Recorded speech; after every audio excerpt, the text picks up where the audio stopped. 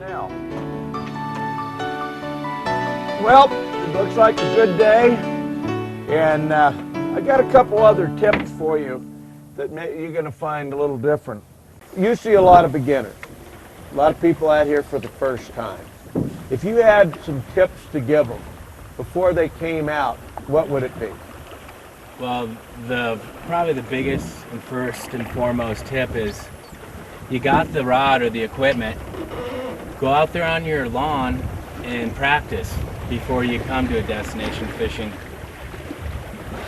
river such as the Green here, where it is complete destination fishery, to not spend at least a few hours a week on a lawn just to get comfortable before you come all this distance. It's a lot of investment to come out here to fish, and you want to be on your game.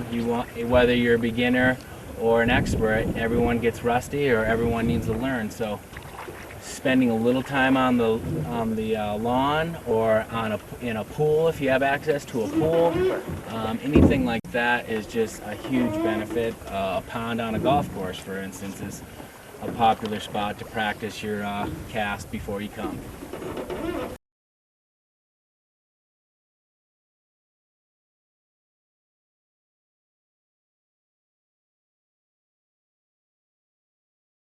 Another tip when you come to the river, the first thing you want to do when you get a boat with a guide is, tell them what you're looking for. If you're looking to learn today, which, most guides, that's first and foremost what their concern is making your angling skills better. Not how many fish you catch, but how far your cast progress and your knowledge of the river.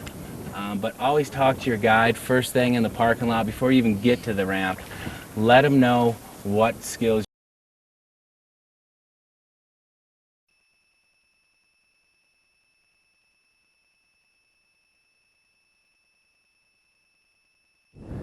So you just spin the hemostats. Any hemostat will work. Makes tying that really easily. And for me, the benefit mainly was with my dry flies. They would come out looking the same way as when I put them on in the beginning. And then, right there, we're a little past 12 inches, little dropper, give it a little action. Another great thing with these droppers, besides the tungsten head, is to put something behind those with a little foam in it. Gives it a little more swimmy action, a little dip type action if this style dropper isn't working for you. Downstream swing. I'm going to cast over here and I'm going to swing it down and giving it little pops like that, letting the current move it around. Just like that. God, I felt a little bump there. They'll follow it all the way around. Okay, now when you fish these streamers, notice I'm bringing that rod up and I'm going to shoot the line. The minute it hits, notice downstream line, we're going to strip it. This is that conehead keyway, bumping the bottom. A lot of people have these there's a bump, there's a bump. And I find it's very easy to fish a streamer out of a pontoon boat. Or even kick boats or whatever you want to call them. We used to, of course, call them float tubes. But now we've got all these sophisticated boats for that purpose. Now, I'm going to use a line that I find the best for fall fishing. In fact, I use it an awful lot. The one I'm going to use is called a ghost tip, and it's by Cortland, but he's making this line, no matter who you get it from. It's a floating line with anywhere from 15 to 5 feet, depending on which one you buy. Some are 12 feet, of intermediate line. Now, what is intermediate line? It's slow sinking line. It sinks very, very slow, and it's clear. And it's clear intermediate line, and then as we come up to here, it'll become floating line, and we'll have 15 feet. Now, there's several ways that we can set this up as I'm putting the line through. One of my favorites, and I'm going to show you how to do it here, is to add a sinking leader. But before that, I'm going to show you how to make your own Streamer leaders. There's no point in going to a store and buying a streamer leader. So I'm going to take you away. By the time we get back from me showing you how to build your own streamer leaders, I'll be ready to show you how to put a sinking leader on.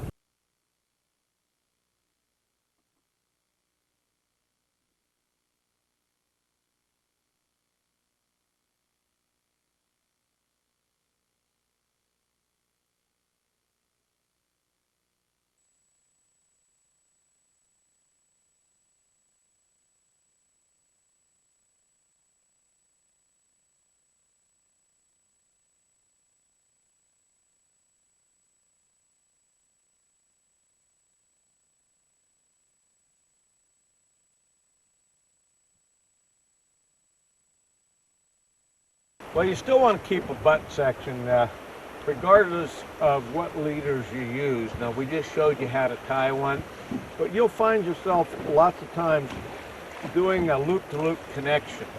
And what's happening now, a lot of the fly line companies are building in the loops already for you in the fly line. But one of the easiest ways to use this leader, it actually came out of Europe. This is tungsten. And this happens to be a Climax, Rio, Orvis, almost everybody's making it now. And I want you to think about, if you're adding split shot to a streamer or a woolly bugger to get it down deeper, you're going to really test the warranty of your rod. That probably breaks more rods at split shot, nicking a rod, than having it break when you're dry fly fishing. So what I tell everybody, this is the equivalent of split shot. It's elongated and it won't break your rod. You find other ways of breaking your rod, right? Okay, what we're going to do is do a loop-to-loop connection, and one of the important things about the loop-to-loop connection is you can tie your other leaders that way, and if you decide you don't want the sinking leader, you don't have to retie it all up. You can just do a loop.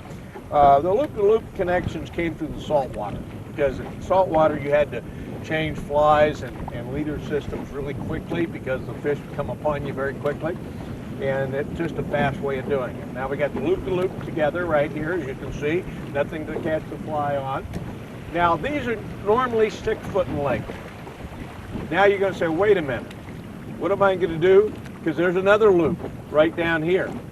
Well, loop-to-loop again, we're going to need to put some tippet on. Now don't think you need very much tippet, 18 inches maximum. And we're going to go ahead and judging this river as well as in the many years that I've spent fishing it, I would be a little lighter on the tippet than normal, and I'm going to use about a maximum about 5 to 6 pounds in their ultra green. And we're going to put another loop in there, again go loop to loop.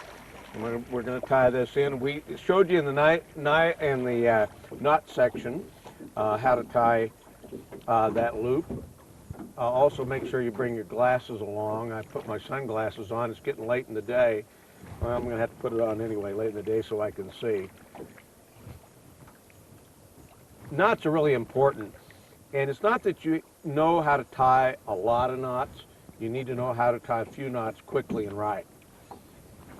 This is one knot. A loop knot is one. Perfection loop is the main name of it. Is a knot that you want to learn how to tie very quickly. In the old days of bait fishing, we called them snell bait hooks, and they had them already built in for you. Okay, so now we've got 3 levels here. We've got a heavy small butt section which we've attached it. Now we could, if we had a loop built into our line, which like I say, some of the lines come that way now, we wouldn't have to add that. Now, by the way, these sinking leaders come in intermediate, medium sinking, and heavy sinking. So I always like to say 1 split shot, 2 split shot, 3 split shot is how you do it. So now we're going to take, and we're going to do again our loop-to-loop connection right here. So we've got 2 loop-to-loop connections on this. And The most important part of this, now a lot of people ask me, why don't you use fluorocarbon? Yeah, actually, I do use a lot of fluorocarbon. And I'm going to give you tip number one, working with fluorocarbon. First of all, we're in a boat. And in a boat, I'm in a canyon. If you can look around here, I'm going to tell you why I don't like particularly losing flies. Not on fish, but on rocks. Problem with fluorocarbon, it has a tendency of breaking in a knot when it hits something like those rocks back there. I tend to use them in the right spot. Still water fishing are absolute a necessity. But when you're fishing around places where you can clip something, you're going to break it at the knot. Now, one knot will help you, and I showed it to you in your knot section. Phil Rowley tied in our knot section one of those loop knots. And those loop knots are much better at handling a collision with something. So I'm going to still, though, when I tie my streamer on, or whatever we're going to put on today to run through some of these drifts and show you a little bit about streamer fishing and some of my tips on streamer fishing, we're going to use a loop knot. So that's one of our tips. When you're using a streamer, you use a loop knot. Why? First, one, because it's better with fluorocarbon. Two, it gives you more fluid movement. Now, remember just a little while ago, we were trying to I was showing you how to check your drift on that fly. You know, when I get down to those small flies, really small flies like we were using, 28s, that's another question that a lot of people say, should I be using a loop knot? My question is, probably. Some of you, that's 24 inches. To me, that's about 18 inches, depending on where you're fishing in the world. So let's talk a little bit about selecting streamer patterns. And I want to give you 3 things and criteria. And I don't care if you're fishing for bass or any fish that eats a minnow. I think these are really the important factors. In bass, color is a huge, huge thing. In trout, depending on the kind of day it is, it's probably less. What's more important is size. Size is probably the most. You're not, if fish are eating minnows that are this big, you're not going to talk them into eating minnows this big. Or if they're eating minnows this big, talk them into eating minnows that big. So what we got to do is try to find out what sizes people predominantly use on the area. And I'll tell you, that's knowing the minnows that are in the water. So size is a factor. And you can do that by, if you find a fish following your fly and he's just kind of bumping it and checking it out and not taking it, that's usually a size problem. Okay, now, talk about color. As you notice right here, the sun's going down right now. We're in the later part of the day. Remember, a fish can see completely at night. He can see when you can't see. Why? Because his eyes don't open and close with the light. It's like a camera. It's wide open. It brings in the light. You want to have something that's going to show up in a snowstorm. Think of that. When we start getting lack of light, you'd think it gets dark, but to fish, it gets light.